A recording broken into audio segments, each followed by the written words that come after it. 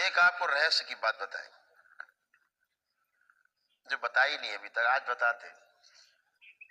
पूर्णिमा में आज जो आप दीक्षा लेते हो, इस दीक्षा का फल क्या है? पूर्ण गुरु से। हम तो बीच में है, दीक्षा तो बाबा ही देते हैं, हम तो माध्यम है, क्योंकि शरीर है आपको दिखता है। गुरु तो आपके बाबा ही है, हम तो आप ही की तरह है। लेकिन जो दीक्षा नहीं लेते, दरबार से ठीक होके चले जाते वो लोग, और आप में फर्क क्या है? दीक्षा के बाद क्या फर्क आता है? आज 4 लाइन में उस रहस्य को आपको हम समझाते हैं।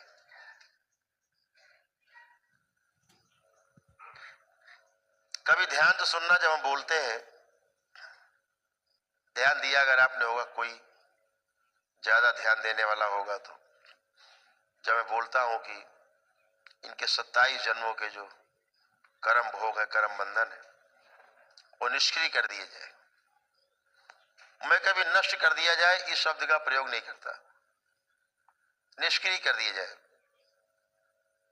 आजीवन के लिए। सुना है आपने? मैं कभी नहीं बोलता कि इनके कर्म भोग कर्म बंधन नष्ट कर दिए जाए।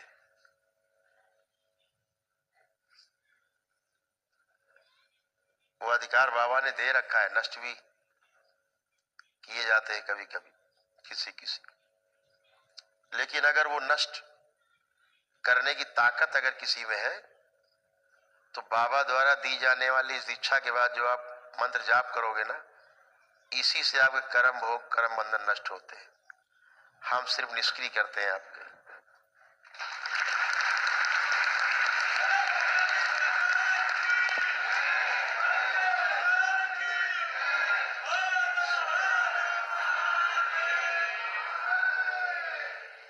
आपकी साधना, आपकी आराधना, आपका जप तप, यही आपके कर्म भोग और कर्म बंधन को नष्ट करता है।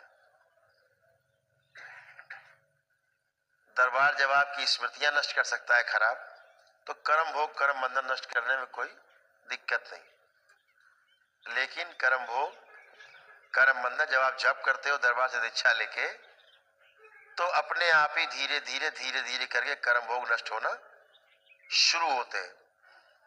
और एक समय ऐसा आता है आपके जप से कि आपके सारे कर्म भोग धीरे धीरे जो गड़बड़ सड़बड़ है सब नष्ट हो जाते हैं। ये फर्क है।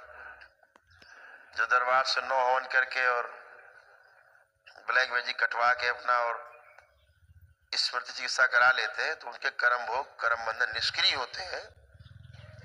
और आपके पास वो हथियार आता है दीक्षा के बाद कि आप अपने कर्म भोग कर्म बंधन को नष्ट कर लेते हैं, खत्म कर लेते हैं, जिनसे आपका भोग खत्म हो जाता है, आपके कष्ट हमेशा हमेशा के लिए खत्म हो जाते हैं। निष्क्रिय में क्या होता है, जो हम करते हैं, कभी जब अगला जन्म आपका होगा,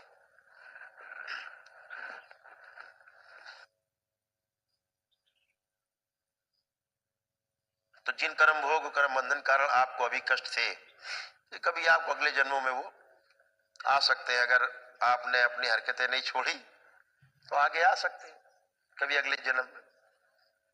अभी तो निष्क्रिय हो गए, निष्क्रिय हो गए, पीछे चले गए, अभी आगे नहीं आएंगे तो आपको कष्ट नहीं हुआ, इसीलिए आपकी पेशी कट जाती, सबकी पेशियां कट जाती, सबकी सबके कष्ट चले जाते हैं, रोग चले जाते हैं, इसीलिए जाते हैं क्योंकि कर्म भोग कर्म बंधन निष्क्रिय हो जाते, वो सक्रिय नहीं रहते।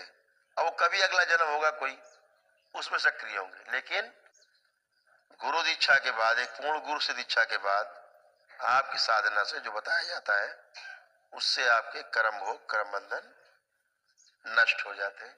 इतना फर्क है दोनों में, बस जो मुख्य बात है।